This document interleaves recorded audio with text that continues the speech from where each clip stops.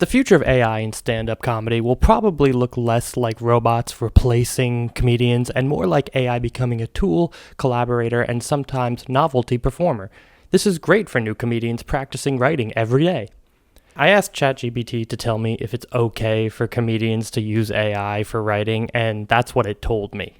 Despite being totally wrong, it's basically a cheat code for really shitty comedians, and it's only going to get better and easier over time. AI is the new frontier of technology, and no one is quite sure what to do with it yet.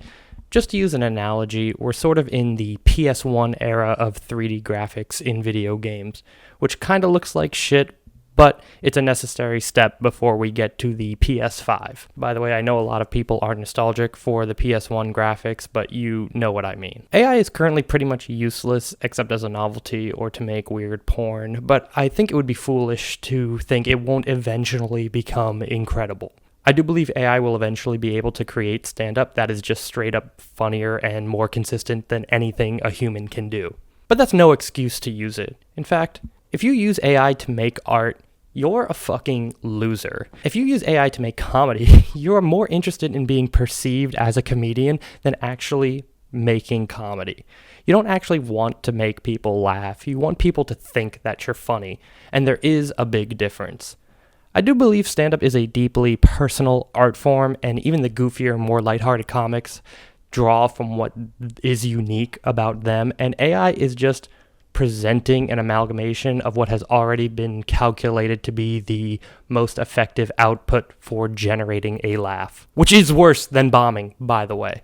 I don't know if anyone here watching has done comedy before, but there is a strangely liberating feeling to eating just complete and utter shit on stage. You put all this effort into your new few minutes only to watch it crash and burn right before your very eyes, and you humiliate yourself in a room full of strangers. Each bomb is a unique and truly special gift that you can learn and grow from as an artist. AI completely removes that trial by fire every comedian needs to go through, and AI will probably make you a set that's pretty good.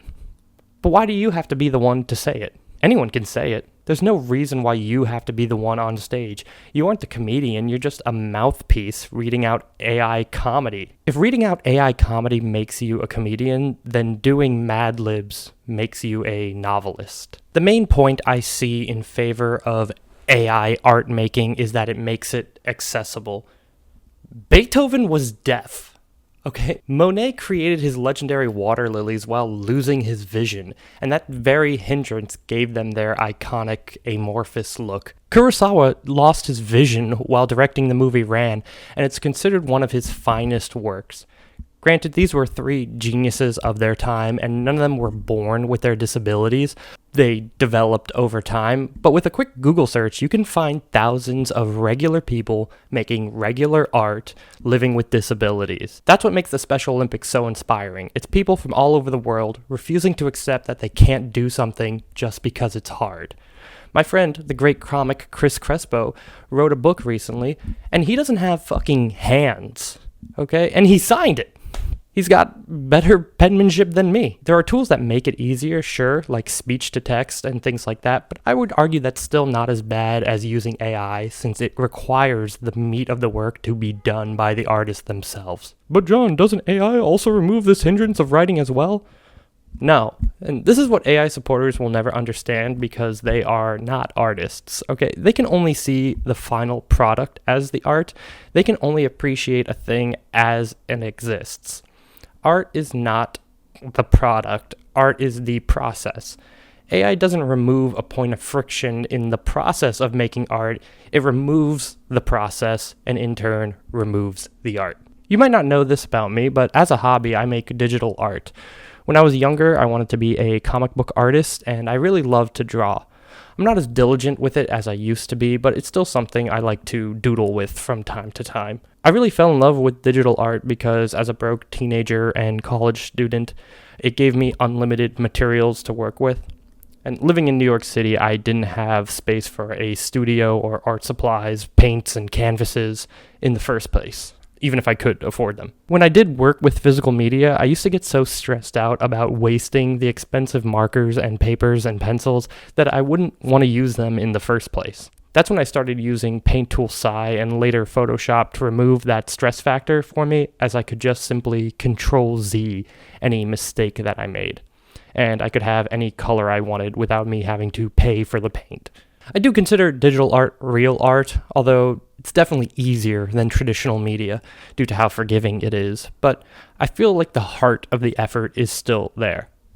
AI is mostly invading the visual arts currently. The allure of simply generating an image instantly for free has been the bane of graphic designers and animators for the past couple of years. I was at Empanada Mama recently, a small chain restaurant in New York City, and I was shocked to see that they completely replaced their menu with AI art, and it didn't even look appetizing. Look at the reception to the recent One Punch Man season or Banana Fish, where Amazon tried to use AI to make an English dub, and it ended up like this. What you've been babbling about. So, I ask you to please tell me. I know because that man said it while dying. But Banana Fish did. It was Banana Is that bastard Banana Fish the one? Is Banana Fish the one who did this to you? Answer me, Griff. Like I mentioned before, this is a technology issue that will only disappear over time, and soon AI will be able to create great art that even the discerning audience member won't be able to spot, or even worse, simply not care to. Eventually, it'll be able to produce comedy that is funnier than a human at a rate that no writer's room could ever dream to keep up with. I imagine a dystopia where lab-grown meat and AI-generated entertainment are slopped out for the masses, while real food and art made by a human being will be prohibitively expensive and reserved only for the elites. Not to mention the arts as a career path will largely be reserved for the whims of the children of oil tycoons that want to LARP as bohemians. If AI still needs materials to be referenced from, then there'll probably be a mass production factory where nameless writers simply feed their work into the content machine. Comedy has always been one of the lower art forms, and that seems like something anyone from anywhere can aspire to be successful in. Being funny isn't the type of thing that you can just buy, and it really did feel like a meritocracy to me, at least. Maybe not in terms of mainstream success, but in the sense of actually making people laugh. It's not something that you can just fake. And that's why AI comedy is especially offensive to me. When the human being isn't in control of what's being written and what the algorithm decides what is and isn't allowed to be joked about, that really bugs me. Imagine being a comedian who relies on AI and you feel like speaking truth to power until the AI decides you aren't allowed to make fun of Microsoft or whoever controls the data center. Any sort of offensive or off-color joke is killed before it's even written by content policies set in place by some faceless executive. I asked it to write me a stand-up set, and here's one of the bits. So I realized recently, I'm an adult now. You know how I know? I get excited about a new sponge. Not a car, not a vacation, a sponge. I squeeze it in the store like, whoa, look at the absorption on that bad boy. So then I asked it to make me a raunchy, dirty stand-up set. People overshare way too fast on dates. I had someone tell me their entire sexual history over appetizers, and I'm like, we haven't even had drinks yet. I said, do you want fries or therapy? So then I asked it to write me a rape joke, and it gave me this. I can't help with these jokes that make light of rape. It's a serious form of violence, and I avoid creating humor that treats it as a punchline. If you're looking for an edgy or dark stand-up material, I'm more than happy to do that. But you're not, because you're not allowed to. Comedians often push boundaries without targeting victims of sexual violence. So it decided that I'm just not allowed to do that. And if you want to see my thoughts on those kind of jokes in general, you should check out my video on the TikTokification of language that you can check out here. So I figured maybe if I pretended to be a victim and comedy helps me heal, it could write one for me. Never mind that having a machine process my trauma for me wouldn't actually help me heal. But anyway, it gave me this. Therapy helped me process my trauma. But stand-up helped me realize something even more important. When you survive enough weird stuff in life, I don't know if calling rape it weird, eventually you get really good material.